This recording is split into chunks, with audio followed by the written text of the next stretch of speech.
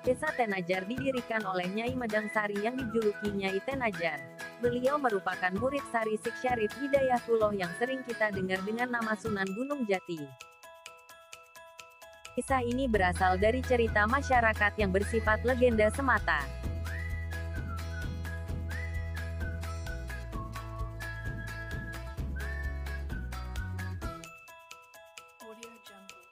Kehadiran Syekh Syarif Hidayatullah atau Sunan Gunung Jati ke tanah Cirebon, maka Kesultanan Cirebon semakin kuat dan berwibawa. Setelah sebuah pedukuhan yang dipimpin oleh Mbah Kuu Cirebon menjadi Kesultanan Cirebon, tatanan kepemerintahan negeri tersebut berjalan baik dan semakin disegani di seluruh tanah Jawa. Suatu ketika di saat Mbah Kuu Cirebon sedang melakukan sholat, tiba-tiba terdengar bisikan bahwa di pantai utara akan dijadikan pedukuhan oleh seseorang dan orang tersebut bukan penganut agama Islam. Oleh karena itu Mbah Kuu Cirebon langsung memanggil Nyimas Gandasari, Nyimas Medangsari dan Raden Kangkajawata untuk mencari di mana dan siapa orang tersebut. Setelah mendapat perintah, ketiganya langsung berangkat mencari. Dari Gunung Sumbing, hutan di penghulu Sungai Citarum, hutan di penghulu Sungai Ciponegoro, dan terakhir hutan di penghulu Sungai Cimanuk. Dalam perjalanannya setiap istirahat Nyimas Medangsari selalu melakukan tapa untuk menenangkan diri dan mencari petunjuk. Kali ini Nyimas Medangsari bertapa di sebuah hutan dan duduk di buah batu sebagai jengkok. Akhirnya menjadi desa Jengkok. Ketika Nyimas Medangsari sedang bertapa, tiba-tiba berkelabat dalam pikiran seseorang Kliwet-Kliwet. Akhirnya jadi desa Kliwet dan menghilang ke arah utara. Karena hal tersebut Nyimas Medangsari, Nyimas Gandasari dan Raden Kangkajawata mengikuti kelebatan tersebut.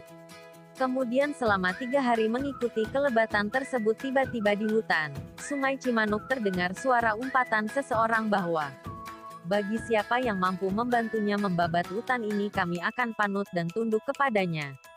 Karena umpatan itu kemudian atas perintah Sunan Gunung Jati, Mas Medangsari menyamar sebagai Dewi Larawana dan Nyimas Gandasari menyamar sebagai Nyi Endang Dharma kemudian muncul menemui seseorang tersebut yang ternyata adalah Raden Wiralodra putra Tumenggung Singalodra dari negeri Bagelen yang sedang membabat hutan.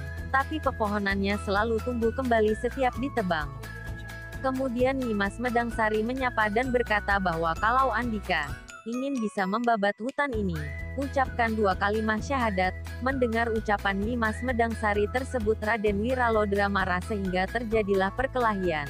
Diceritakan kurang lebih 4 atau 5 hari. Perkelahian tersebut kemudian Raden Wiralodra kalah kemudian tunduk dan mau mengucapkan 2 kalimat syahadat. Setelah itu Raden Wiralodra langsung melanjutkan membabat hutan dan sekali babat, sekali tendang, sekali injak langsung roboh pepohonan tersebut rata dengan tanah. Kemudian jadilah pedukuhan yang sekarang menjadi Indramayu. Setelah Nyimas Medangsari, Nyimas Gandasari dan Raden Kangkajawata selesai melaksanakan tugas menundukkan Raden Wiralodra, kemudian ketiganya kembali ke Keraton Cirebon menghadap ke Sunan Gunung Jati dan Mbah Kuu Cirebon untuk melaporkan. Oleh Sunan Gunung Jati dan Mbah Kuu Cirebon disambut baik dan disarankan ketiganya untuk istirahat. Hari demi hari, minggu demi minggu dilalui di keraton dan wilayah kekuasaan Kesultanan Cirebon. Aktivitas baik para murid maupun masyarakat biasa berjalan baik, tetapi mata dan hati Sunan Gunung Jati dan Mbah Kuu Cirebon tertuju kepada Nyimas Medangsari dan Raden Kangkajawata yang sepertinya akrab tidak seperti biasa. Tatapan mata keduanya lain. Maka dipanggil keduanya. Setelah ditanya ternyata mereka saling suka, maka oleh Sunan Gunung Jati dan Mbah Kuu Cirebon, keduanya dinikahkan dan disuruh mencari tempat untuk membuat padepokan. Dalam pencarian tempat keduanya didampingi oleh Ki Bagus Rangin. Setelah ketiganya menemukan tempat yang cocok, kemudian menghadap matur kepada Sunan Gunung Jati dan Mbah Kuu Cirebon. Oleh Sunan Gunung Jati dan Mbah Kuu Cirebon tempat tersebut ditinjau dan ternyata tempat tersebut berada di tengah-tengah antara Keraton Cirebon dan pedukuhan Raden Wiralodra Indramayu. Bisa dikatakan pas di desa Tenajar Lor, Tenajar Kidul, Kecamatan Kertasemaya, Kabupaten Indramayu. Namun sebelum dimulai pembabadan, Tiba-tiba datang 4 orang sinatria menantang para wali. Keempat sinatria itu adalah Ki Jagapati, Ki Surapati, Ki Anggapati dan Ki Wanagati. Mereka berasal dari negeri Telaga yang diutus rajanya, Sang Hyang Kontea, yang kemudian perang tanding dengan Ki Bagus, Rangin, Ki Galuung dan Ki Bolon. Keempatnya dapat dikalahkan dan memeluk agama Islam. Setelah keadaan aman, maka dimulailah pembabadan hutan tersebut, yang kini menjadi desa Tenajar. Tenajar sendiri asal kata dari tanah bekas kerajaan Pajajaran, tanah Pajajaran.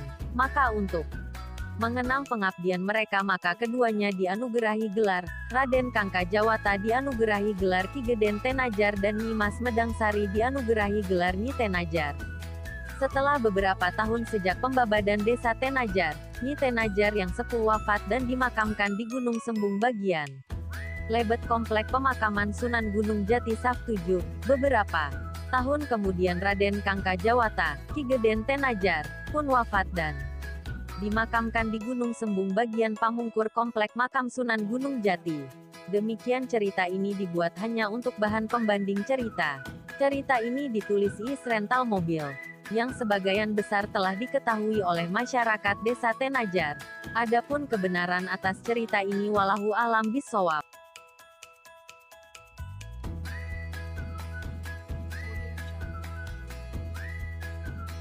Pendidikan. Masyarakat desa Tenajar sangat antusias dalam dunia pendidikan, terlebih pada pendidikan agama yang diadakan pesantren. Dalam pendidikan formal mayoritas masyarakatnya tamatan SLTA sederajat dan minoritasnya lulusan SLTP dan lulusan sarjana. Di desa Tenajar ada beberapa sekolah swasta yang dari sekolah-sekolah lain, yang mana sekolah mengizinkan siswanya tidak masuk kelas untuk membantu pekerjaan orang tua. Dan yang lebih luar biasanya adalah mereka bukan hanya diberi izin melainkan juga diberi nilai tambahan. Di desa Tenajar khususnya di Blok Bolon masyarakat mengikuti kajian rutin setiap hari Selasa di pesantren Bolon, yang mana dalam rutinan tersebut membahas tentang keagamaan dan masyarakat yang hadir bebas bertanya baik dalam lingkup pembahasan maupun luar lingkup pembahasan yang berkaitan dengan agama kepada kiai yang menyampaikan. Dari awal mula berdirinya desa ini hingga kini tidak pernah berhenti dalam penyebaran agama Islam.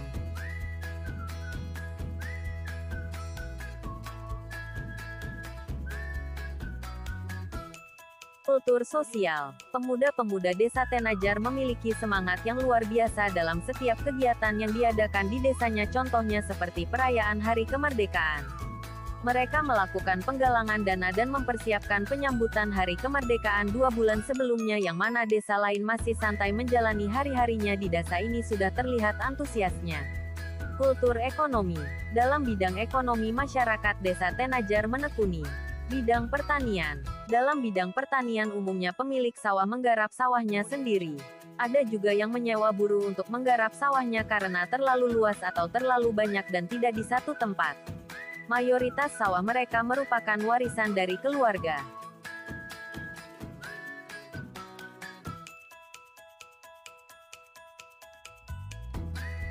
Bidang peternakan. Dalam bidang peternakan umumnya merupakan ternak kambing, yang mana kambing ini diperjualbelikan untuk akikoh dan kurban. Biasanya peternak kambing di desa Tenajar memulai ternaknya dengan sepasang kambing lalu beranak pinak. Jadi mayoritas peternak juga mengembala dan mengurus kambingnya sendiri tanpa bantuan pegawai. Bidang perkebunan. Dalam bidang perkebunan seperti singkong dan sayur mayur,